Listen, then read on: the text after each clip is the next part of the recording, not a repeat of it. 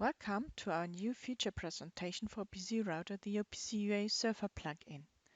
With the OPC UA Server plugin, you configure individual OPC UA Server endpoints and secure its communication by using certificates, encryption, and the user management.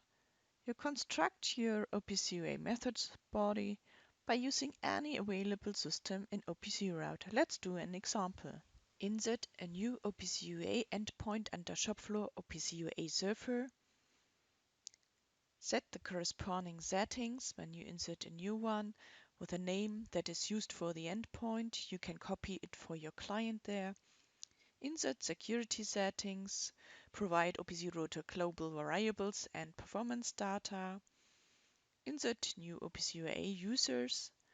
And define a structure for your address space for methods for variables, for example, with machine 1, state, and production ID data. Now set it productive. Now test it with e.g. UA Expert, insert endpoint URL, security settings, and username and password. Click Connect and accept the server certificate. And now you have access to the global OPC router variables like product ID and state, and you have access to the structured variables in your UA server interface like production order and state for machine 1. To create OPC UA methods, create new connections structured in folders, for example to factorize some value. The framework for the OPC UA method is built by the method trigger, where you select OPC UA endpoint and server path, give it a name, and insert variables for input and output.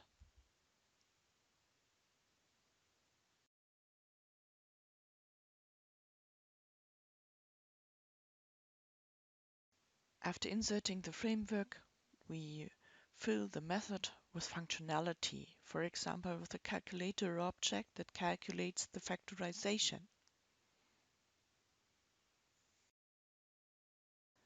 Now just connect the framework parameters with the functionality and set it productive.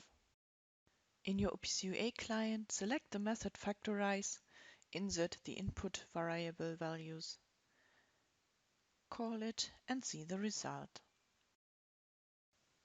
More examples on OPC UA methods could be requesting recipe data from a SAP remote function call, or asking a database for data and printing labels.